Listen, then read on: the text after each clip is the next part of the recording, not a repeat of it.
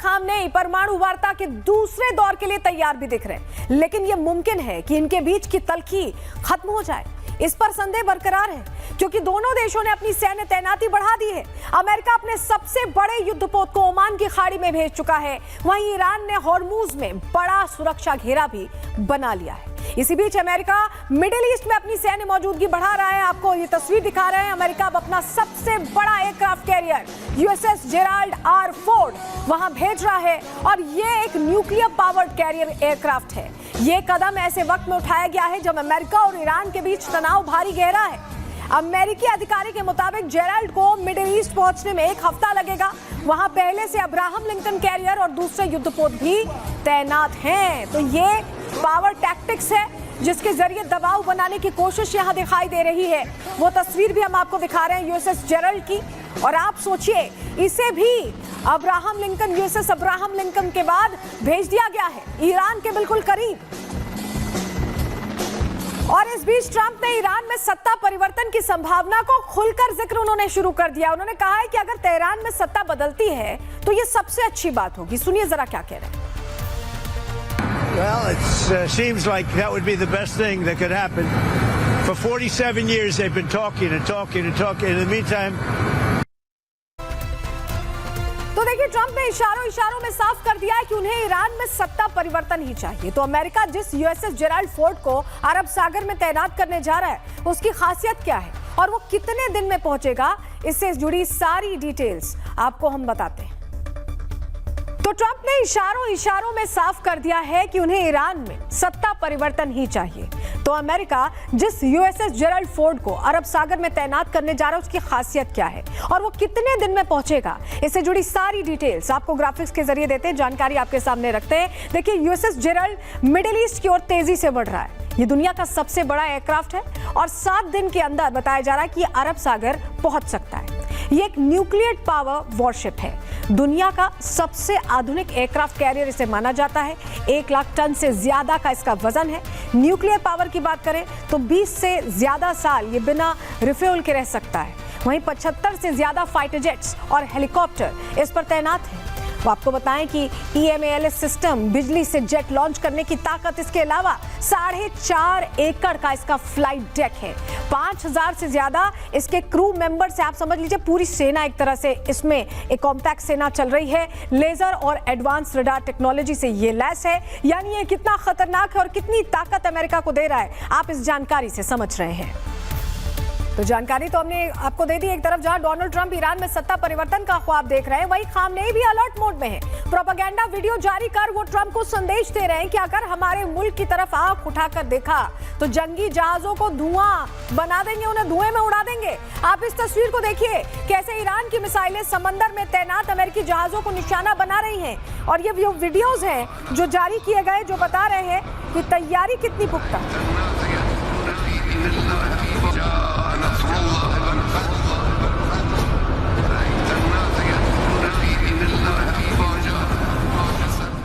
देखिए, एक तरफ जहां ईरान ने प्रोपेगेंडा वीडियो जारी किया है, वहीं दूसरी तरफ उसने अमेरिका इजराइल को अपनी मिसाइल ताकत का एहसास भी कराया। ईरान ने शक्ति प्रदर्शन किया है और बड़ी चेतावनी जारी की है। हमला हुआ तो हम भी तैयार हैं, ये मैसेजिंग की जा रही है ईरान की तरफ से।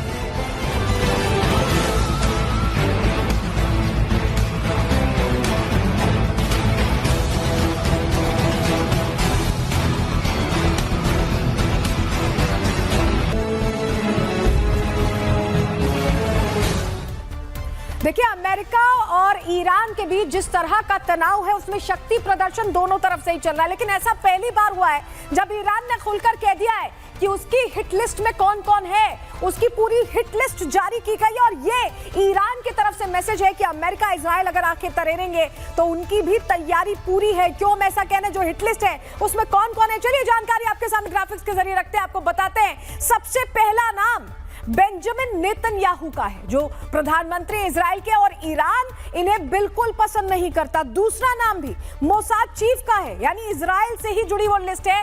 डेविड बर्निया का नाम दूसरे नंबर पर बताया जा रहा है इस हिट लिस्ट में, और ये सरकारी जो मीडिया है वहां ईरान का वो रिपोर्ट कर रहा है। तो आप समझ सकते हैं कि इसकी प्रासंगिकता कितनी है और इस पे भरोसा किया जा सकता है। तीसरा नाम defence minister, Israeli defence minister Israel Katz का आता है, और चौथा नाम है ईयल जमीर का, जो आईडीएफ चीफ है, इजराइल डिफेंस फोर्स के चीफ है, यानी इजराइल का जो पूरा कहीं टॉप लीडरशिप कहें या डिसीजन मेकर्स कहें वो इनकी हिट लिस्ट में है। अगला नाम एयरफोर्स चीफ का आता है, तोमार बार।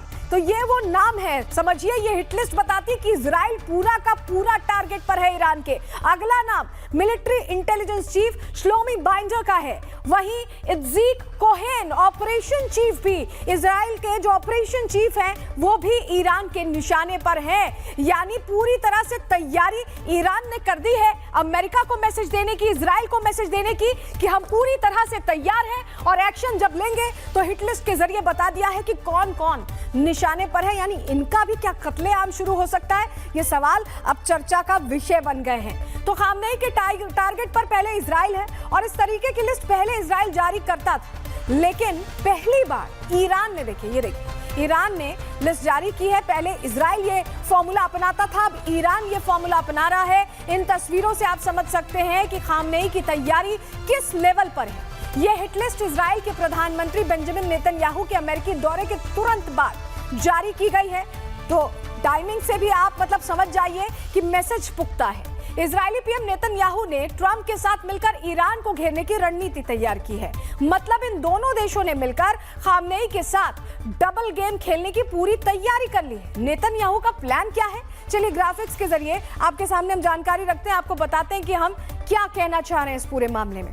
इजराइल ने ईरान से पहले उसके प्रॉक्सी को घेरने का प्लान बनाया है। समंदर और आसमान से ईरान के जो प्रॉक्सीज हैं उन पर अटैक्स किए जाएंगे, उन पर हमले किए जाएंगे। इजराइल सबसे पहले लेबनान में मौजूद हिजबुल्लाह पर टारगेट करेगा, और यमन में मौजूद हुती पर इजराइल नेवल स्ट्राइक की योजना भी बना रहा है, बड़े स्तर पर प्लानिंग कर रहा है। इजराइल ईरान को घेरने के लिए रिंग स्ट्रैटेजी पर काम कर रहा है। सीधे युद्ध से बचने के लिए ईरान के नेटवर्क को तोड़ने की ये बड़ी प्लानिंग इजराइल की तरफ से की जा रही है। नेतन्याहू ईरान के साथ सिर्फ जंग चाहते हैं। अमेरिका दौरे पर उन्होंने ये बात साफ साफ कहा है, और ईरान अमेरिका की जो परमाणु वार्ता है उस पर भी उन्होंने संदेह जाहिर किया। उन्हें सुनिए। גלוי.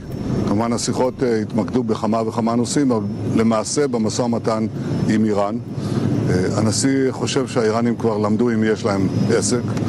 הוא חושב שהתנאים שהוא יוצר, בשילוב העובדה שהם בוודאי מבינים שהם טעו בפעם הקודמת שהם לא עשו הסכם, שיכול להיות שיבצעו התנאים להשגת הסכם טוב. अमेरिका इजराइल की साजिशों के बीच खामनेई ने भी तैयारी पूरी कर ली है। ईरान अंदर खाने कैसी तैयारी करके रख रहा है, आपको इन तस्वीरों से समझना चाहिए। मिसाइलों की देखिए पूरी खेप तैयार है। तस्वीरें ऐसी हैं कि मानो खामनेई ने मिसाइलों, हथियारों का पूरा शहर बसा रखा हो। ईरान के ये हथियार ट्रंप और नेतन्याहू पर भारी पड़ सकते हैं, ये मैसेज ईरान की तरफ से दिया जा रहा है। और ये तस्वीरें देखिए, मिसाइलें कैसे लोडेड कंडीशन में खड़ी हैं, यानी जब जरूरत पड़ेगी तब टारगेट सेट करके, लॉक करके इन्हें फायर कर दिया जाएगा, और उसके बाद तबाही का मंजर सामने आएगा। ये मैसेज ईरान की तरफ से इस तरह की तस्वीरें जारी करके दिया जा रहा है। 380 توانایی هدایت هوشمند تا لحظه اصابت به هدف را دارد. तो देखिए, ट्रंप के तेवरों को देखते हुए ईरान अपने हथियार लेकर पूरी तैयारी के साथ खड़ा है। और इसी बीच खामनेई की एक खतरनाक मिसाइल फतेह-1 जबरदस्त सुर्खियों में आ गई, जिसे लेकर ईरान ने दावा किया है कि ये महज 6 मिनट में दुश्मनों का काम तमाम कर सकती है। ताजा रिपोर्ट्स और मध्य पूर्व में बढ़ते तनाव के बीच ईरान ने अपनी इस ताकतवर मिसाइल को अंडरग्राउंड मिसाइल सिटीज में तैनात कर दिया है।